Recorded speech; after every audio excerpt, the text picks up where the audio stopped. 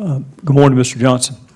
Morning, sir. I want to start by thanking you for your service to our country, which includes a very successful stint as an AUSA.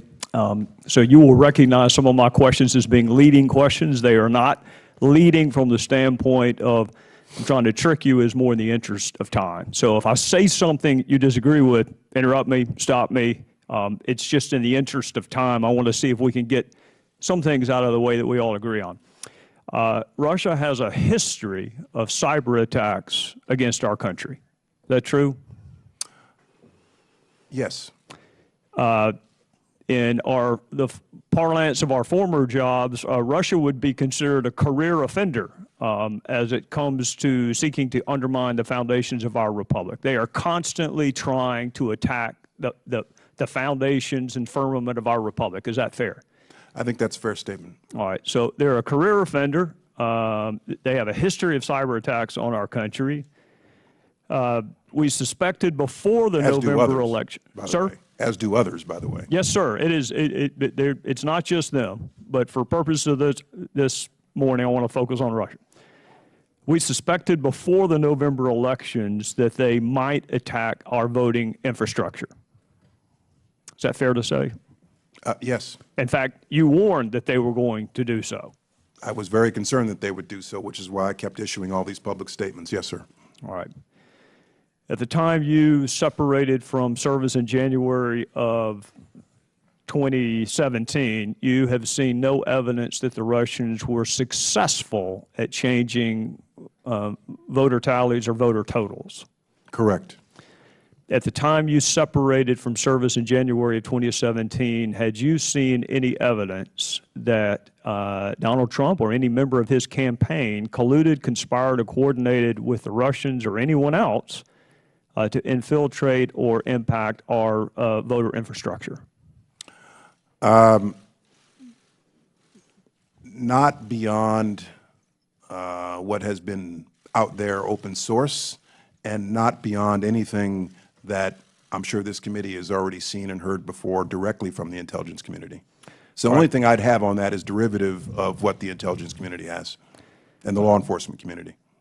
Speaking of the intelligence community, it strikes me that most of the information currently available was available in the fall of 2016. Most of the intelligence products that are relied upon to form certain assessments, that underlying data was available in 2016, some of it before the election.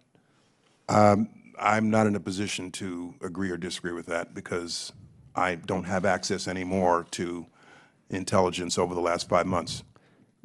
Well, looking at this a different way, before the election in November of 2016, you had already seen evidence of Russian efforts to impact our election. In fact, you testified they had a preference for a candidate.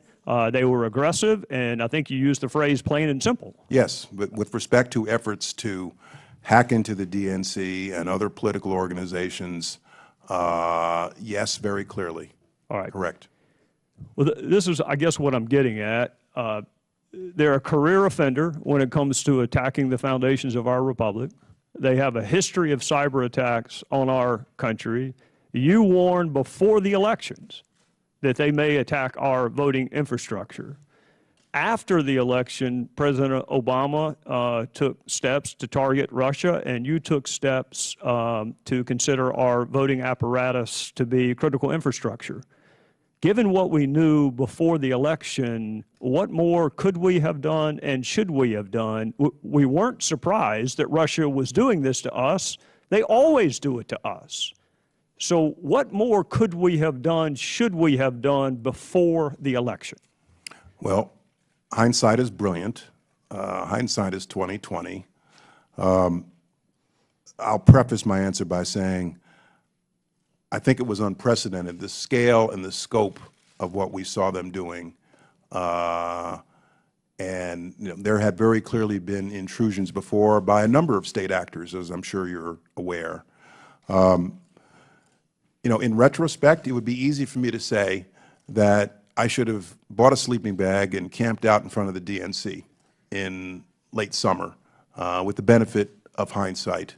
I can tell you for certain that in the late summer, fall, I was very concerned about what I was seeing, and this was on my front burner all throughout the pre-election period in August, September, October, and early November to encourage the states to come in and seek our assistance. And I'm glad that most of them, red and blue, did.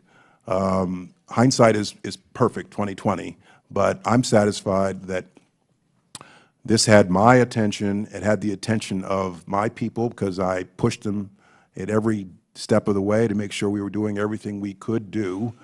But obviously there are lessons learned from this experience, and for the future there's probably more we can and should do. For the states, if I remember correctly, you had a conference call or otherwise communicated with the states to offer them your assistance prior to the election. Correct. And if I remember your testimony correctly, their response vacillated between neutral and opposed. Correct. Well, it was to the issue of designating them as critical infrastructure. Okay. Correct. Do you know, without naming the states, whether any of the states most vocally opposed to that designation were in fact impacted by Russian efforts?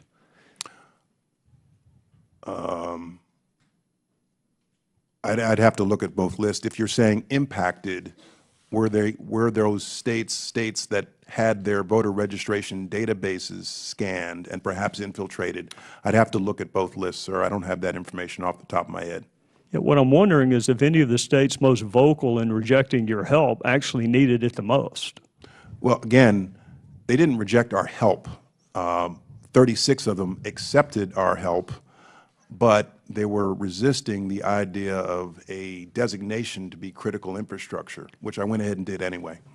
What would that designation have done in November or in October? What would that designation have accomplished had you done it in the fall of 2016 instead of January?